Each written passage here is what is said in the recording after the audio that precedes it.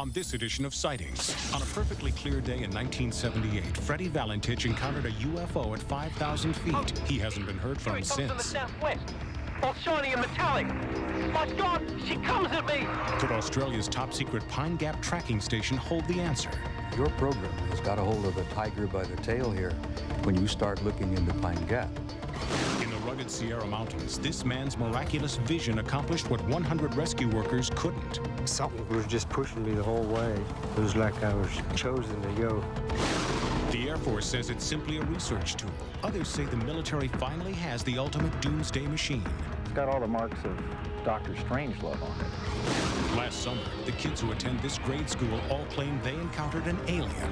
Why would 62 children lie?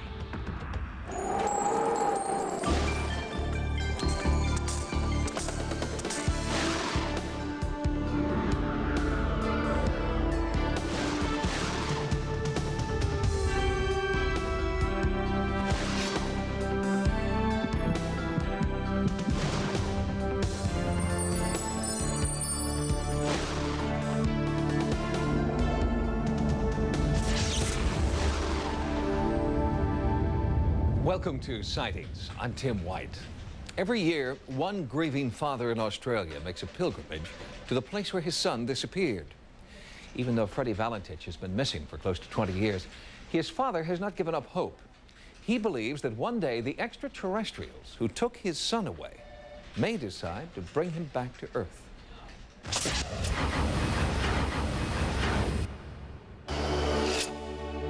He was a 20-year-old pilot with the Australian Air Training Corps who took off on October 21st, 1978 and was never seen again. Freddie Valentich took off from Moorabbin Airport in Victoria, bound for Cape Otway on King Island. 45 minutes into the flight, the control tower in Cape Otway received an alarming SOS. Valentich was on a collision course with a strange craft he could not identify. According to the tower, the radar screen was clear. For 6 minutes, Valentich continued to insist that a UFO was approaching him at a high rate of speed. Then his radio went dead. Is there traffic below 5,000? No traffic. Traffic above me at 5,000? None. And none, repeat, none near your position and altitude. Tower, you must recheck. Above, now below me, a terrible brightness. Nothing. Nothing. And then he was gone. Fred Valentich and his airplane disappeared without a trace. He is considered legally dead by everyone but his father. 17 years after Fred's disappearance, Guido Valentich still makes an annual pilgrimage to Cape Otway, where he believes he lost his eldest son to a UFO. That particular day, I was supposed to be with my son on the airplanes, and I feel a little bit sorry that I didn't go, because in my mind I felt that if I would have been with him, perhaps, one would say, the situation could turn out slightly different. Why would a father return here every year on the anniversary of his son's disappearance and reflect on the possibility that his child had a close encounter with a UFO? Because, Guido Valentich says, knowing Freddie, it's the only explanation that makes sense. He was hardworking and honest, a straight shooter who knew how to fly. His future was to be a commercial pilot. He had about close to 200 hours flying. The last time I spoke to him was that morning, the 21st of October, at the breakfast table. And as he went out, I remember Dick was saying to me, you know, the last word he said, "Oh, it's got to be a beautiful day to fly today." Freddie's flight plan that warm, cloudless evening took him over the infamous Bass Strait, an area known as the Australian Bermuda Triangle. There had been other disappearances, reports of mechanical failures and magnetic anomalies. But Valentich was the first pilot to ever report into the control tower that he was in the presence of a threatening UFO. His voice told the controller to take this SOS seriously. Tower, it is not an aircraft. Repeat, not an aircraft known to us. Unidentified vehicle is a green light at terminus of upper cylinder. Outer projection appears to be aluminium or some other light metal. Windows are unmistakable, and I see 4 other lights from the interior. No, not windows. Some other observation area. Tower, He's playing a game. The actual tapes of Freddie's communication with the tower were considered top secret, and Guido Valentich was allowed to listen to his son's last words only one time. Soon after, the tapes were erased. A version of the tape transcript was leaked to the media by anonymous airport personnel. Valentich gave a complete description of the type of the craft, the shape, the portholes, what it was doing, how it was buzzing him, circling him, going off at great speeds, disappearing, coming back. And he was in constant contact with the tower over this period of time until 7:14, when all of a sudden he said this was approaching him and bathed him in a green light, the plane and everything. And then there was a metal scraping sound, and he just disappeared off the face of the earth, the plane and everything. You believe me, Log? Sure do. We know it's Valentich. Thank you, Tower.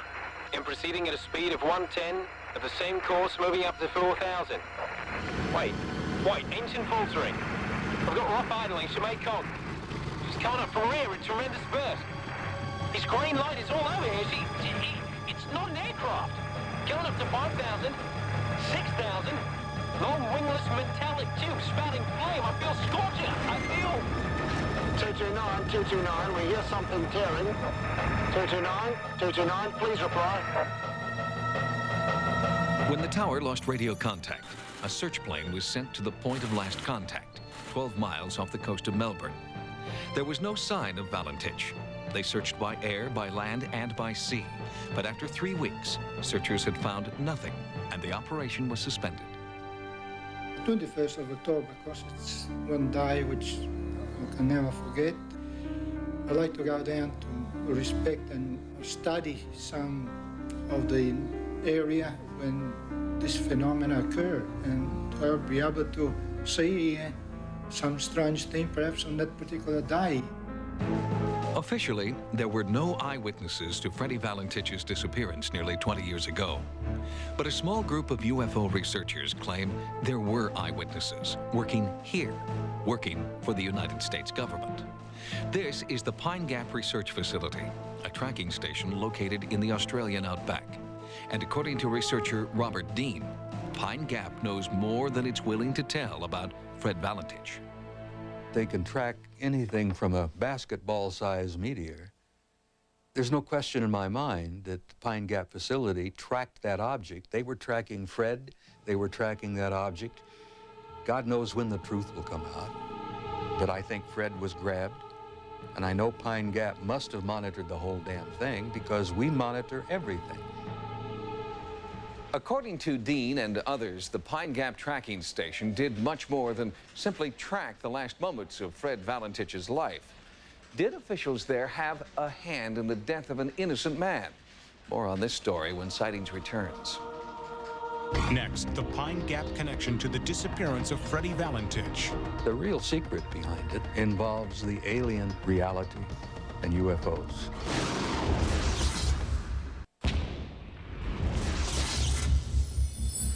A fiery, oblong UFO, no wings, no observable propulsion system, soaring above Australia at unbelievable speed. It was the last thing pilot Fred Valentich saw before he disappeared off the face of the earth. That was 17 years ago, and from that day to this, his father and a handful of dedicated researchers have searched for information about who or what was controlling that UFO.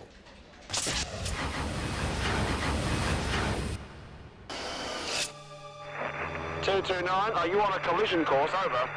No, it's still at my side. It can hang motionless. Orbit over and under me. Proceed, 229. Wingless tube she is. Maybe 100 feet long, with a green blast, sometimes green vapor.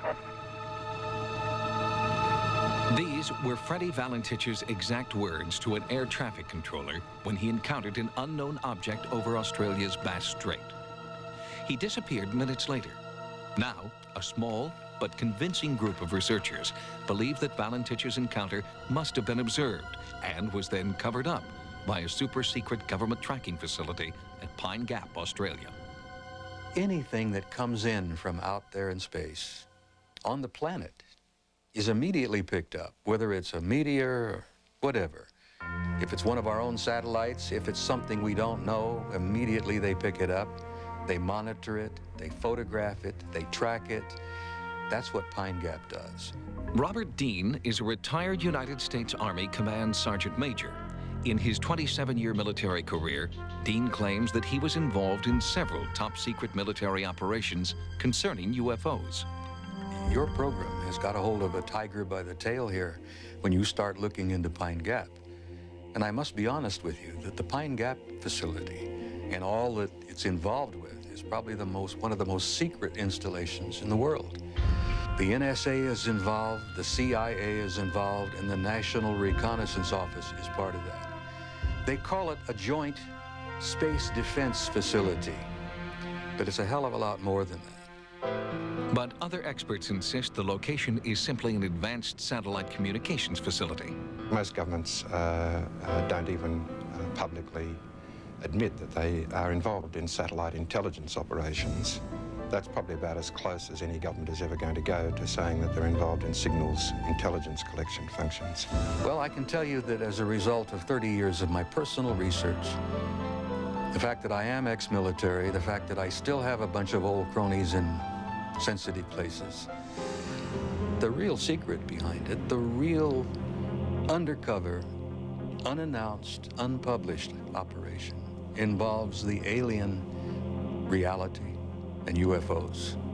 The Pine Gap Research Facility has never commented publicly on a possible link between their operations and Freddie Valentich's disappearance. But this photograph suggests there is a link. It was taken in the same area at nearly the same time Valentich disappeared. If the eyes and ears of Pine Gap are as powerful as Robert Dean suggests, they must know something about the UFO snapped by amateur photographer Roy Manifold. It was quite a clear night. It was cool. We had the fire going in the front room, and everything just seemed normal that night. And I'd taken the photographs, and I'd taken the 6 consecutive ones. And I'd walked inside, and I'd just come inside. Oh, I've only been there about maybe 5 minutes, and I heard an aeroplane pass overhead. The airplane was Freddie's Cessna, just moments before Valentich's fateful UFO encounter. And later, when Roy had his film developed, along with the beautiful sunset, there was this important clue to Freddie's mysterious disappearance. He got this object here on his 6th frame, and it was quite strange that he thought that at one instant there was something wrong with the camera, but then when he took back to the laboratory at Karduk, they assured him that that object there, it's nothing wrong with it. He's definitely got an object on it. Computer analysis and enhancement of the UFO in Manifold's photograph reveals that the object was a solid, metallic, reflective sphere, approximately 70 feet in diameter. The fact that this picture was taken just minutes before Manifold heard Valentich's airplane suggests this may be the craft Freddie saw moments before he vanished without a trace. Air Corps officials, however, vehemently disagree. Some of the experts said that he got disorientated and that he was flying upside down. But the Cessna 182 has got the petrol, or gas, aviation gas, is in the wings, and it's gravity fed to the motor. So 49 seconds of flying upside down, the motor would have cut out. He was talking for 6.5 minutes. So that tells you he wasn't flying upside down, he wasn't disorientated. Now we're all clear, 229, and there's no strange craft, right? Could be a miscalculation. Did you hear a vibratory? Tower, heard nothing but my own sound. Electrical phenomena, 229. Perhaps ball lightning can do strange things. Mirage is not uncommon with storm flare. Storm flare far off to east, Tower. Not vapor trail either. Holy, here he comes from the southwest. All shiny and metallic. My God, she comes at me! Knowing Frederick, he wouldn't deviate rules and regulation. I'm quite certain that he would not go on that radio and inquire about to the air traffic controller what he's got around him, unless it was something really worthwhile to ask, because to him it wasn't a conventional aircraft, therefore something else, and could have been extraterrestrial. But The time will tell.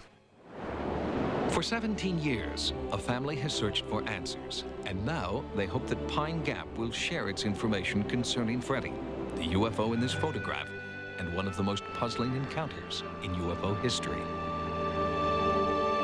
Only 2 pilots are believed to have disappeared as a result of their aerial contact with a UFO.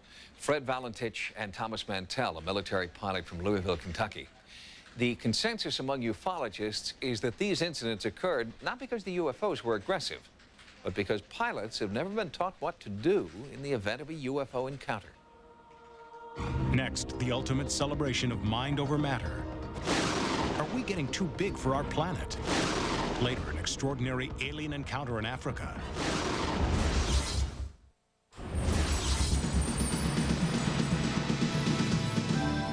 Here are some of the stories Sightings is following in the news. In a recent book titled 7 Experiments That Could Change the World, author Rupert Sheldrake explores new and intriguing theories about the psychic bond between humans and animals. In Big Sur, California, English researcher Rupert Sheldrake recently presented the findings of a scientific study he conducted, which validates what many pet owners already sense, that they have a unique psychic bond with their pets. I think the psychic abilities of animals are very common. I would explain it in terms of morphic fields, and they're the kinds of fields that connect packs of wolves together or flocks of birds. I think that these are the basis of the bonds between pets and people. Sheldrake spent 14 years studying animal behavior at Cambridge University and found that morphic fields may explain those uncanny premonitions animals display when it's time to go to the vet, or when you're about to leave on a trip, or even when a family member is in danger. If we can show that psychic connections between pets and their owners are real, we have to take seriously the existence of psychic phenomena in general.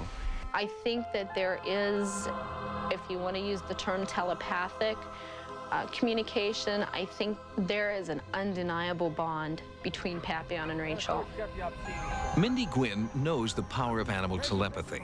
Her daughter Rachel was only 5 days old when their dog, Papillon, somehow sensed danger as Rachel lay sleeping in her crib.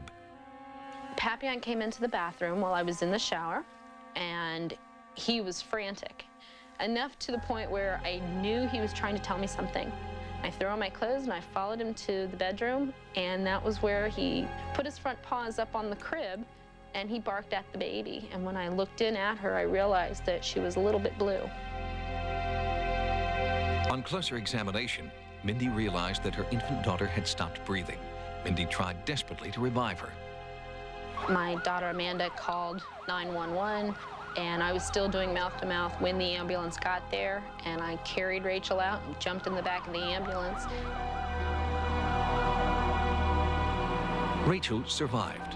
After a week in the hospital, Mindy brought her home to the friend she believes saved the baby's life. I reaffirmed my belief in the bonds between animals and people at that point. I remember hugging the dog for a good long time, because this dog just really did more than I can ever say thank you for. Most people accept these things. Science at present denies them.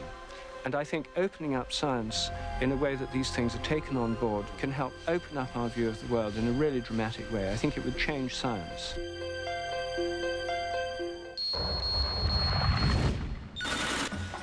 In Thailand, more than 5,000 people from around the world gathered for this year's Phuket Vegetarian Festival, an ancient tradition demonstrating the powers of mind over matter.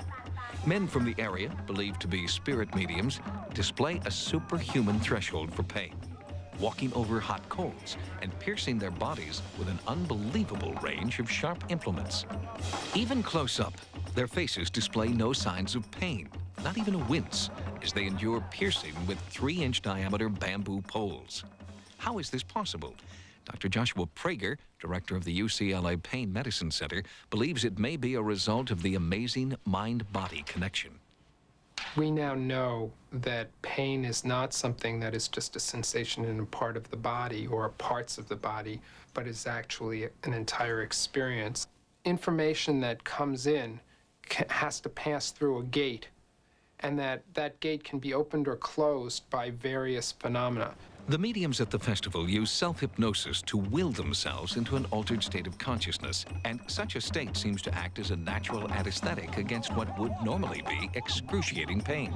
People who are having a religious experience are often very close to trance state, and so somehow they are teaching themselves, or they have the ability, when they work themselves up into the trance state, to close the gate.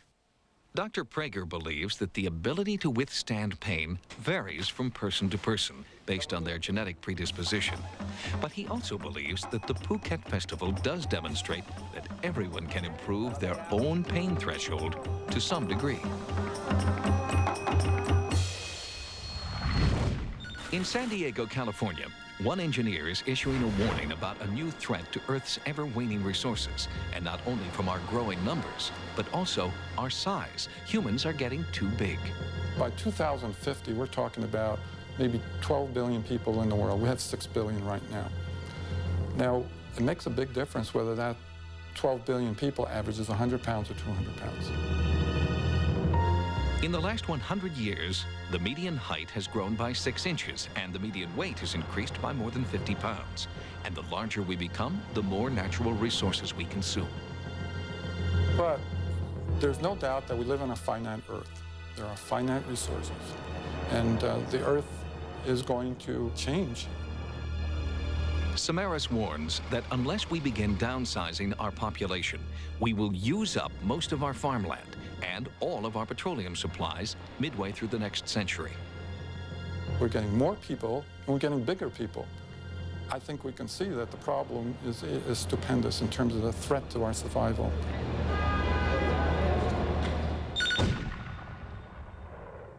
We'll have more stories from the news next time. Now, here's what's coming up on Sightings. When Millie McGregor was lost for 3 days in the High Sierra, this man saw it all from 100 miles away. He pointed right to the site. He said, she's right up on top of that mountain. Later, could this device end life on our planet?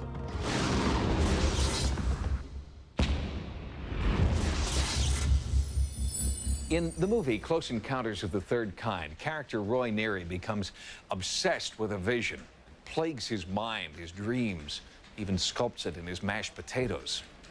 In real life, a California horseshoer named Randy Spears also had a vision. It plagued his mind and his dreams. And as Sightings correspondent Carla Wold reports, when Randy pursued his vision, something very strange happened.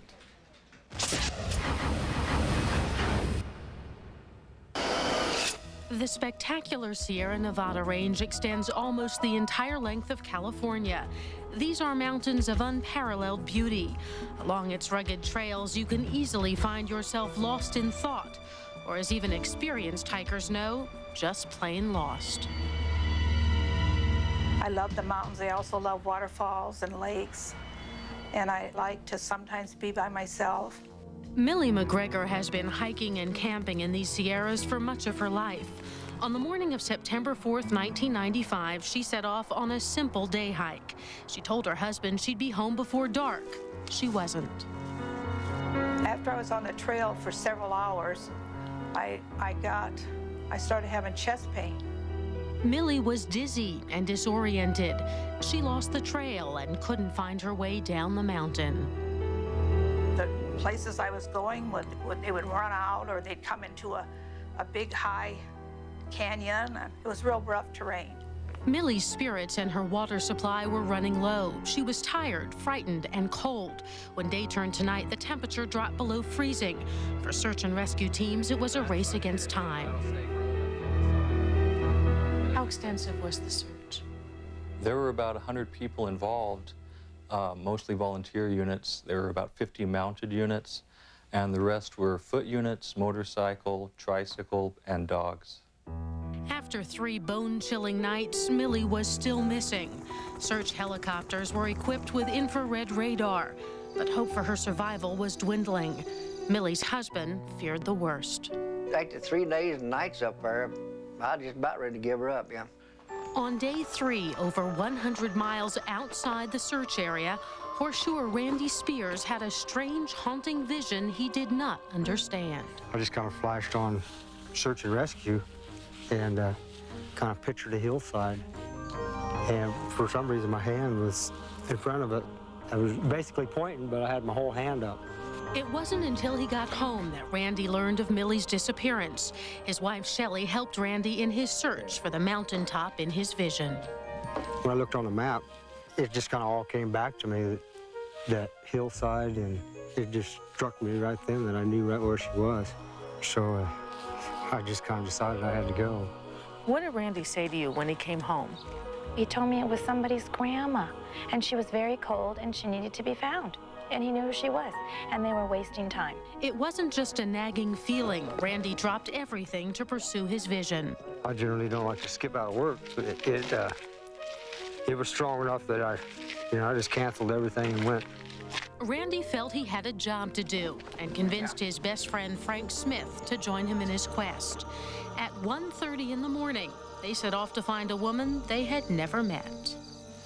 As we approached the area where the search party was taking place, it's like you could see the excitement on his face, or the seriousness, I don't know how to describe it, but he goes, that's where she is. She's on that hillside. She's on that mountain. And he held his hand up, and he goes, I don't know why I'm doing this. But behind his ring finger is on that mountain is where he said she was. At dawn, Randy and Frank saddled up their mules and rode to the rescue station. Randy revealed his vision to James Marks.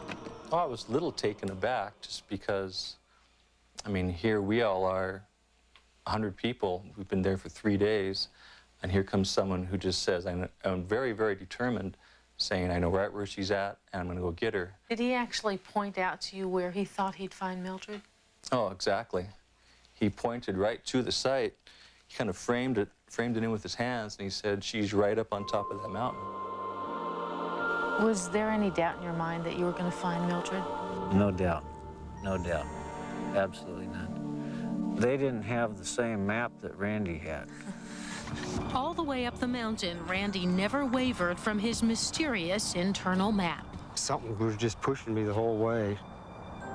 It was like I was chosen to go. Incredibly, Millie McGregor, exhausted and close to dehydration, was also being drawn to the top of the mountain. I don't know how much longer, that I'm going to be able to do this, so I thought, I had a notion when I got to the top. For some reason, I thought there would be somebody there. How long was it that you were sitting there before you saw this mirage coming towards you, these two men on mules? I don't think it was more than 5 minutes. I couldn't believe it. She just walked right out. We just run right into each other. Randy signaled to Frank that his vision quest was over. Millie was finally in safe hands. Rescue 6 affirmative. She was just brought into camp by one of the horse teams. She's in good shape, and everything. This has got a happy ending. As they rode into the search area, everyone just kind of looked at them and they were stunned. I don't think they could believe that he actually had them. Millie was escorted to a waiting ambulance. Her heroes disappeared before Millie's family could thank them. I feel very well and very thankful. You give me back my wife. What can you say to a fella to give your partner back to you, Thanks doesn't seem to be enough. You excited? Oh, yeah, very excited. I accompanied Millie and Jim on a trip back to Northern California so they could thank the man whose vision had saved Millie's life. Look who's here. Hi. How we doing? Oh, I'm doing great. You were the one that let your crazy husband come. We were just talking about last night. I don't even think that I would encourage my husband to go. Well, I have no choice. So Frank, head up, smile. She must be a special lady or something. Whatever it was is mighty powerful, That's all I can figure out. The whole experience is one that you certainly never forget. It's like sometimes in your life things happen that change you, and you'll never be quite the same again.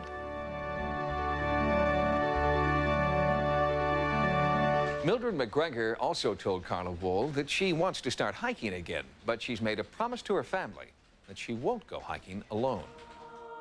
Next, it's called HAARP, and one of the things it's designed to do is burn holes in the ionosphere. We're worried about the ozone layer. The ozone layer is nothing compared to what HAARP can do.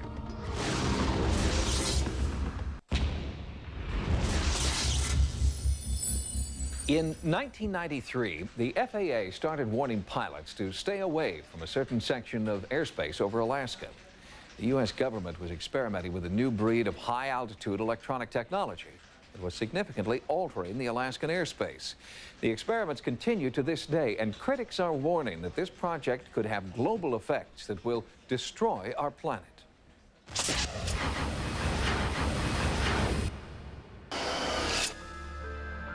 In Alaska, the rugged, pristine wilderness is timeless, most of it remaining just as it has for thousands of years. In the midst of all this natural beauty, just outside the small town of Gakona, stands an enormous and seemingly harmless antenna farm. It is a $100 million Air Force project known as HARP, and critics of the soon-to-be completed facility charge it just may turn out to be the ultimate doomsday machine. It's got all the marks of Dr. Strangelove on it. HARP is an acronym for High Frequency Active Auroral Research Program.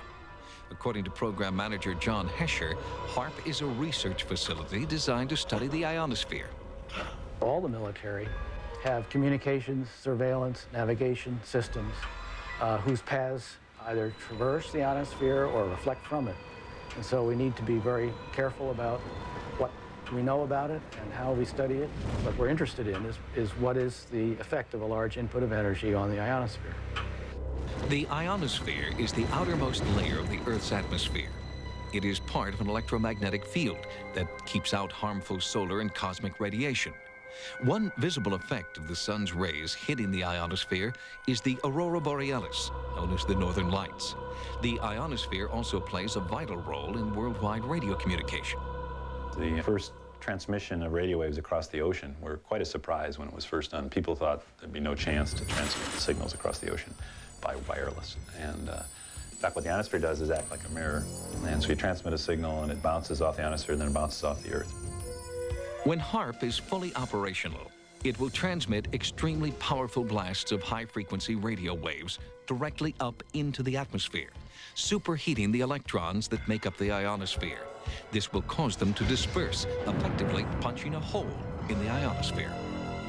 But after you turn the instrument off, this thing kind of moves around and it gets replenished. And within a few minutes, it's back to where you can't even detect that there's a hole anymore. The Air Force says that manipulating the ionosphere and studying the effect will allow them to improve the efficiency of communications, navigation, and surveillance systems. But researchers outside the military see HARP as a high-tech weapon with global implications. The way I see HARP as it is right now, it is a premier, top-notch, high-energy radio physics experiment, and it has definite military applications. Journalist Mark Farmer lives in Alaska and has written about the potential impact of HARP for both Jane's Defense Weekly and Popular Science magazine. He believes that HARP will be used to take giant X-rays of Earth. Earth-penetrating tomography is a technique using extremely low-frequency radio waves. Today in geophysical probing, scientists will use explosives or a machine that thumps the ground to produce these waves, but HARP will stimulate the auroral electrojet to make an antenna thousands of miles long that will emit these ELF waves. Farmer's research indicates that the extremely low-frequency waves would be capable of penetrating several kilometers into the Earth, ferreting out nuclear storage facilities and other underground military installations. This is producing surveillance systems able to detect stealthy cruise missiles and aircraft. These are systems that will enable us to communicate at higher data rates and at greater distances with our ballistic missile submarines.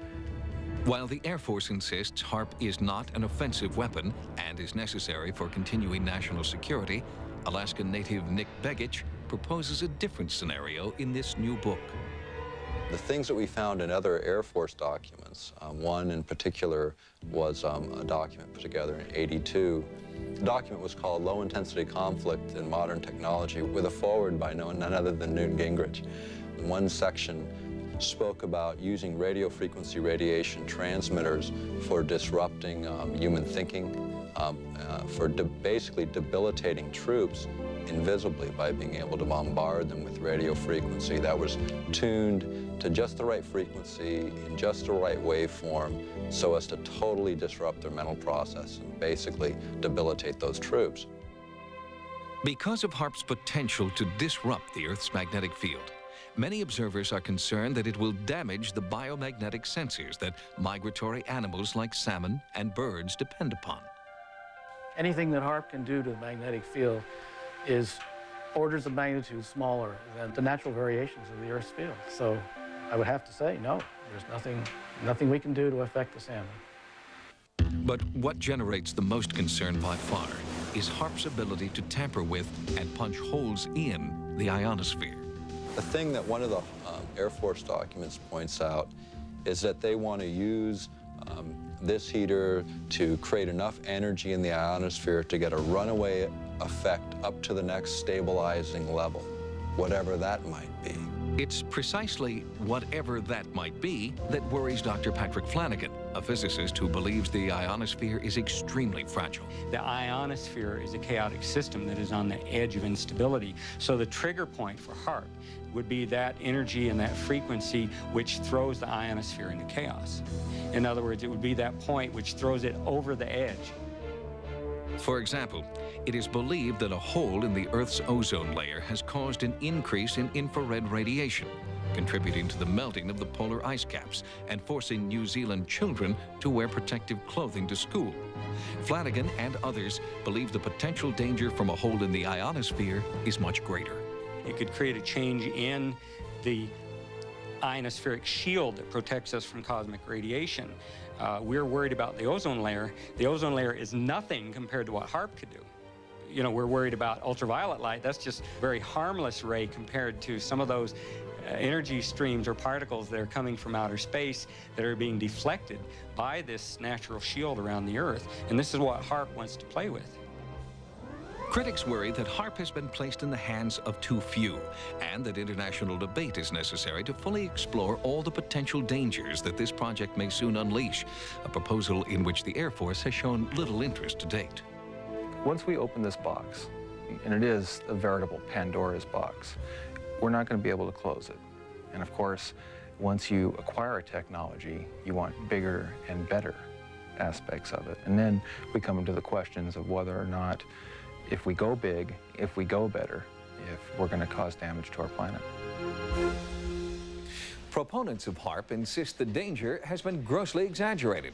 The project continues to move forward as scheduled and will be fully operational by 1997. Next, they started an international controversy with their story of extraterrestrial contact at a remote African school. I have seen what I've seen.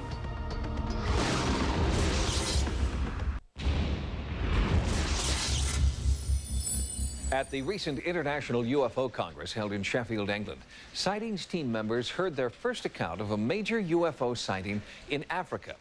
It was particularly intriguing because the eyewitnesses were school children who had not had any exposure to popular press accounts of UFOs. On September 14th, 1994, something flashed through the sky in southern Africa, alarming a few and confounding everyone. It was a UFO. 2 days later, 62 school children in Ruwa, Zimbabwe, claimed they had seen a UFO land in the schoolyard. It was dismissed as fantasy until one UFO researcher began insisting that the children were telling the truth. This object landed with the 3 or 4 things beside it, and then a door opened, and this little man got out and had on a black suit. Cynthia Hind is one of Africa's leading ufologists. She interviewed the children the day after their encounter and had them draw pictures of the strange visitors they had seen. They were very slim, the suit was black, but it was the eyes that was frightening. In 1995, Hind brought worldwide attention to the Ruwa children when she presented their case at the 8th International UFO Congress in Sheffield, England. Why don't they try and form some sort of panel? Not necessarily Americans, it could be United Nations, to check out these stories. Why would 62 children lie. In Rouen, a few weeks after the conference, a full on-site investigation began under the direction of Harvard professor of psychiatry, Dr. John Mack, who is now producing a documentary film about the Rouen encounter. It was silver, and the ring around it was red. Was red. Did light come from the whole thing, or? There are lights around here. Lights along the edge there. How many of the strange beings did you see? I saw one over here. They had eyes like that, and they were kind of just like looking at us. They were like kind of astonished at what we were. I felt scared. It felt scared? What was scary about it? Well, I felt scared because I've never seen such a person like that before. They experienced very powerful encounters with these beings and were left with the rather disturbing fact that this seems to be what it is, and it seems to have no other psychiatric explanation. More disturbing still was what the children told Dr. Mack about the purpose of the alien visit. It was a dire warning Mack had heard more than 100 times before from people in the United States, half a world away. And yet their doomsday scenario was being repeated to the last detail by the Rouen children. Fungi, what do you imagine is his reason for visiting Earth? I think it's about something that's going to happen. Something that's going to happen? Yes. What I thought was maybe the world's going to end. Maybe they're telling us the world's going to end. I think they want people to know that we're actually making harm on this world and we mustn't get too technologized. How did that get communicated to you? I don't really know, but it just popped up in my head. Pollution? Yes. He never said anything. It's just that the face is the eyes. They looked horrible. And the eyes, the horrible look, had that information that you just told me? Yes. Now, the people in Africa don't have television. They might have a radio, but I can tell you the media don't deal with UFOs there. They're a bit nervous of it. So where would they pick it up? Is it a mass telepathy? While some researchers are suggesting the Rouen sightings were created by mass hallucination, Dr. Mack hears a different story from the children. If someone were to say, well, you know, you just have a lively imagination and you made this up, what would you say? I haven't been influenced by any of my friends. I have seen what I've seen. Because of political instability in many African nations, it's been impossible to get an accurate accounting of UFO sightings there. Ufologists are eager to investigate several reputed hotspots, but field investigations in Mozambique and Rwanda have been put on hold.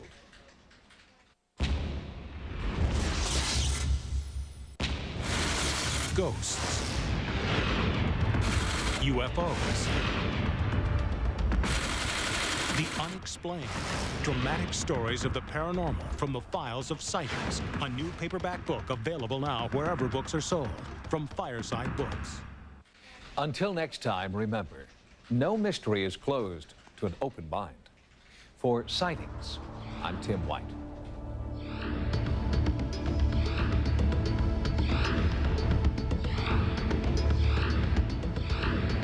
Next on Sci-Fi, Dark Shadows.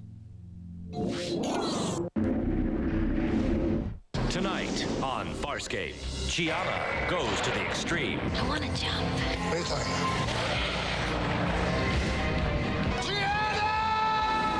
Sci-Fi's Farscape, tonight at 8, only on Sci-Fi.